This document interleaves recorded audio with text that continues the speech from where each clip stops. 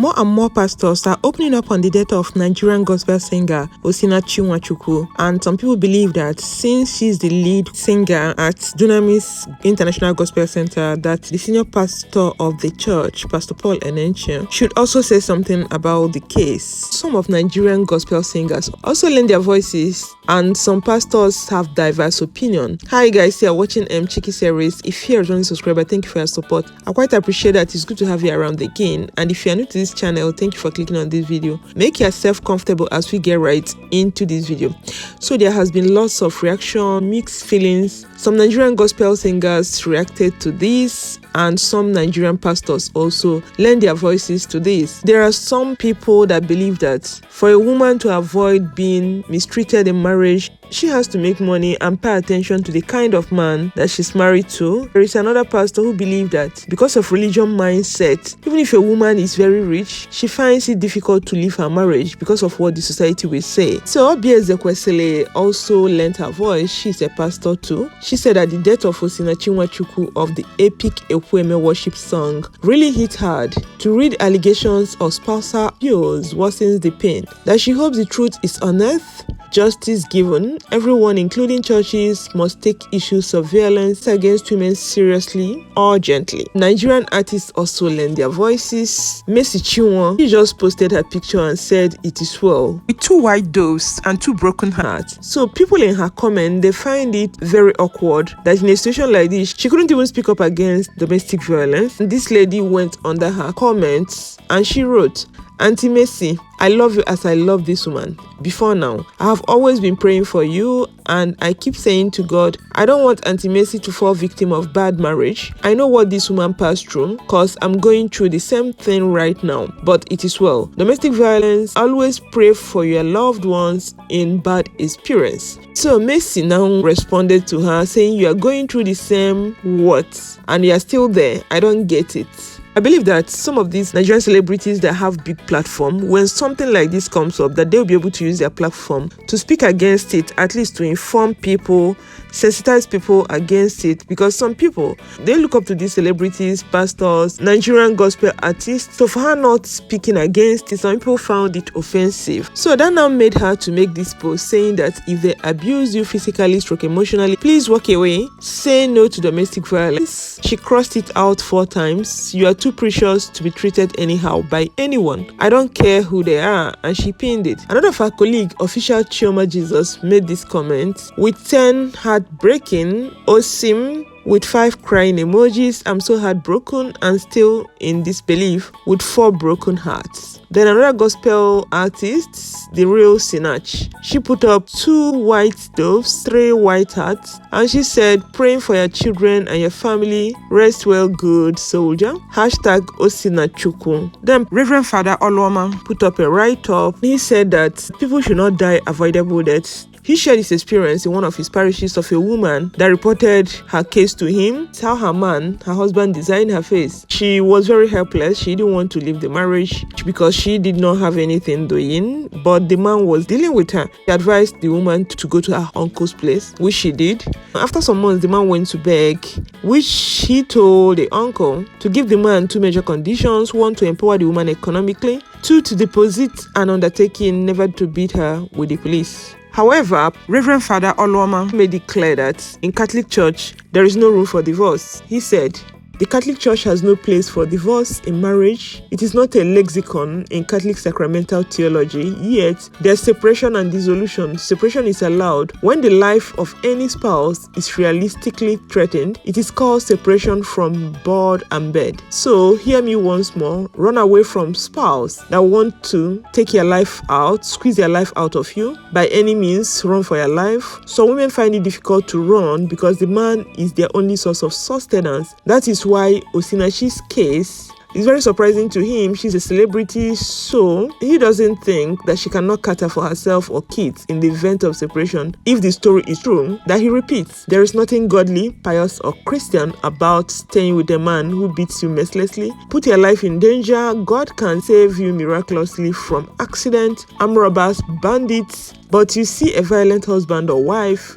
you have to save yourself. Run. Ladies, get a job or career or trade. Just have something doing for a living. Marriage is not employment or social welfare for jobless women. You will need it if your husband is financially buoyant and negotiates with you to stay off work. For the sake of raising your children, that's fine by him, but insist on him paying you a reasonable amount you fix in an account. For as long as you stay home for the kids, you get why.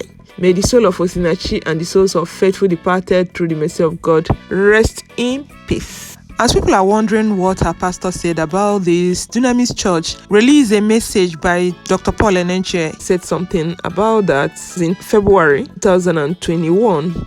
My counsel to anybody, if you don't love anybody's daughter, instead of killing them, hand them back to their father. Divorce is not allowed under any condition, but this is what I believe. It is better to be alive and there is no marriage than for you to die because of marriage. There are people who can finish their wife or husband emotionally, psychologically, mentally. It is really interesting how everybody keeps saying that Bible does not support divorce. But Matthew 19:9 made it clear that one can divorce his or her spouse on the grounds of sexual immorality, aka cheating. So his recent message he gave together with his wife was focused on advising young people to be careful in choosing a life partner or getting into a relationship. To think twice before they go into marriage. To also select wisely. Consider red flags before you go into a relationship, even while in that relationship, before he gets to marriage, because he believes that the wedding that he didn't hold is better than marriage that is a hell. I don't encourage anybody to enter relationships that you will break. But marriage, wedding that didn't hold is better than marriage that is a hell. Don't manage to marry. God will give you the person for you. You will not marry the wrong person. Don't pity somebody, say till you marry him. And never marry somebody you think does not deserve you. Vice versa. Vice versa. Both male and female. Both male and female. And if anybody makes you feel like that, I am doing you a favor to marry you. Run. Don't look back. Whether it's a man or a woman, it can be both ways. Any man who is threatening to deal with you, he hasn't married yet. Run. And this Pastor Chinedu believes that the two things that keep women in toxic marriage is when the woman is dependent on the man. And the second thing is religious mindset. That in some cases, a woman might even have the means, the financial means, to take care of her children, take care of herself, to leave the marriage. But because of religious mindset, she will not be able to do that. Pastors keep saying God does not support divorce. So he's asking, does God support domestic violence? That is better for one to choose what God does not support that will keep the person alive. In that case, when relationship or marriage becomes toxic, let the person walk away. Then another thing is this: if this lady, everybody is telling her to walk away, like he said, that if she had walked away because of the religious mindset again, those people that are going to invite her to sing in their church, how many churches or Christian organization would have considered her a good guest minister if she was divorced from her husband? Then another question is that how many persons would have embraced her as a sister in Christ, that she could not be submissive to her husband? Little wonder she was divorced. That this is very ironical. So different people have different opinions concerning this. And Pastor Funke Adejumo also has something to say about the whole issue. She also expressed herself of how she is not happy about the lady's demise, that this is a situation that would have been avoided. Thank you. I just want to reiterate the fact that marriage is not what completes you as a person. There may be pastors and imams that will disagree, but it does not matter. I base my life on the Bible. God is very interested in you. Your marriage relationship and any other relationship is secondary. You are first a human being before you are a wife, before you are a husband, before you are a child, before you are a Christian, before you are anything. You come first.